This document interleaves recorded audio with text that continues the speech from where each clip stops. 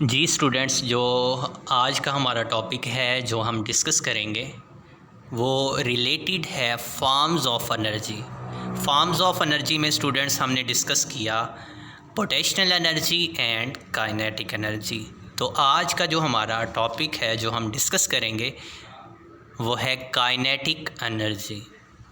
अब kinetic energy को discuss करने से पहले मैं स्टूडेंट्स आपसे कुछ एग्जांपल्स शेयर करूंगा, तो आप खुद ही अंडरस्टैंड कर लेंगे कि काइनेटिक एनर्जी क्या है।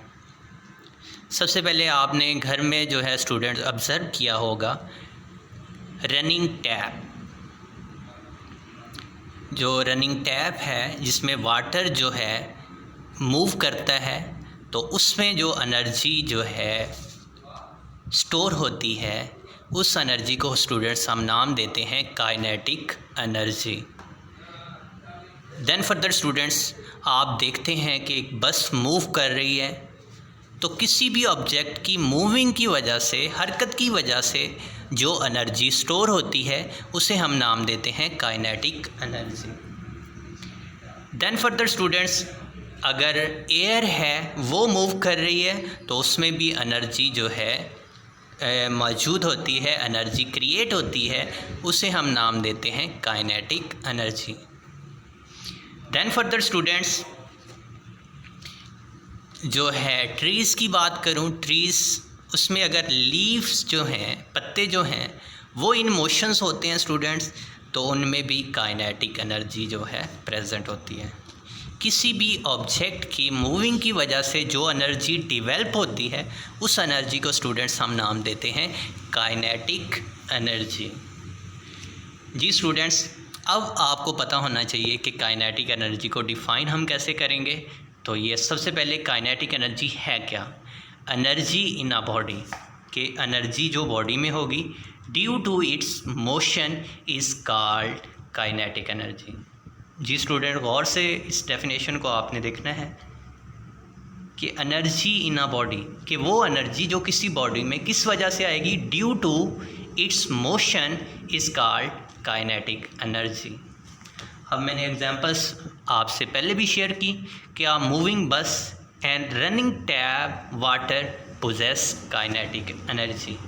अब स्टूडेंट्स, थर्ड पॉइंट्स आपने जो है अंडरस्टैंड करना है कि काइनेटिक एनर्जी को हम एक्सप्रेस किस चीज़ से करते हैं। तो काइनेटिक एनर्जी को हम K.E से एक्सप्रेस करते हैं। Kinetic energy, first of all आपसे पूछा जा सकता है कि काइनेटिक एनर्जी क्या है। Energy in a body due to its motion is called kinetic energy. अब एग्जांपल्स में क्या बताएंगे students? Moving bus and running tap water possess kinetic energy. अब इसे किससे एक्सप्रेस किया जाता है? इसे K.E से एक्सप्रेस किया जाता है, KE से एक्सप्रेस किया जाता है।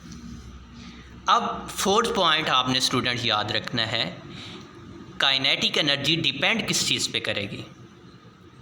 अब गौर से ये बात आपने जो है अंडरस्टैंड करनी है, एनालाइज भी करना है आपने students. Amount of kinetic energy depends on mass of object and its speed. दो चीज़ों पे जो है स्टूडेंट्स काइनेटिक एनर्जी जो है डिपेंड करती है। First of all mass and then further speed. तो amount of kinetic energy depends on the mass of object and its speed. जो मास है ऑब्जेक्ट का उस पर काइनेटिक एनर्जी डिपेंड करेगी, एंड देन फर्दर उसकी स्पीड क्या है उस पर डिपेंड करेगी। अब एग्जांपल देता हूँ कि कैसे मास और स्पीड पे काइनेटिक एनर्जी डिपेंड करती है। जो एक स्टूडेंट्स ट्रेन मूव कर रही है और एक कार मूव कर रही है, तो क्या इनकी काइनेटिक एनर्जी सेम होगी?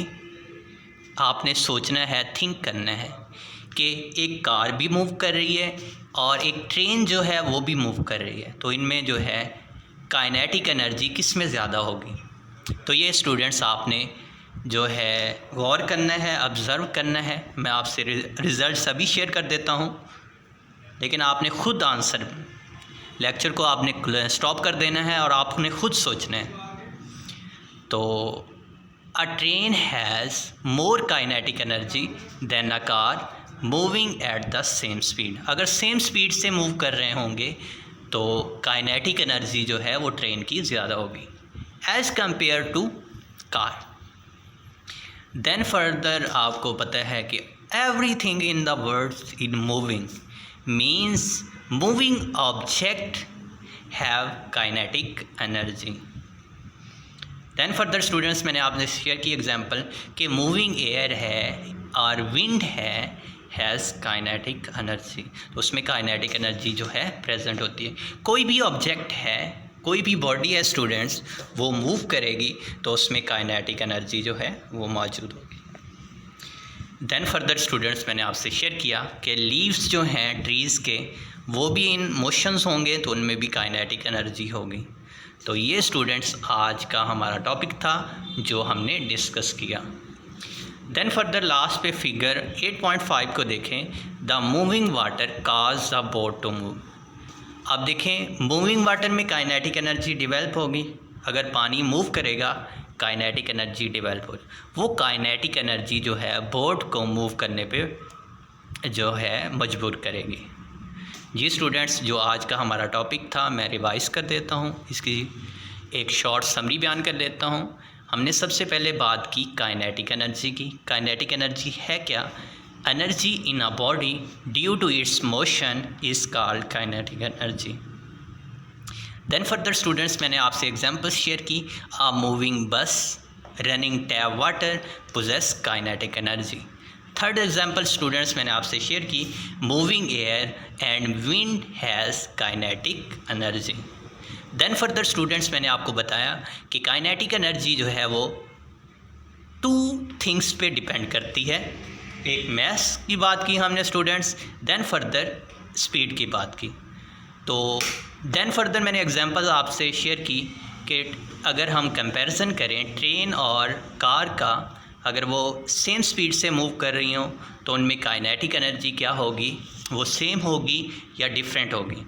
तो स्टूडेंट्स, जो ट्रेन है उसकी काइनेटिक एनर्जी ज़्यादा होगी एज़ कंपेयर टू कार। तो हमने देखा है students, everything's in the world full of movement. तो स्टूडेंट्स, जो है एवरीथिंग क्या है, वो मूव करती है। Moving object has kinetic energy. ये स्टूडेंट्स आज का हमारा टॉपिक था जो हमने डिस्कस किया। तो आपका home task and home assignment ये है, आपने डिफ़ाइन करना है काइनेटिक एनर्जी को।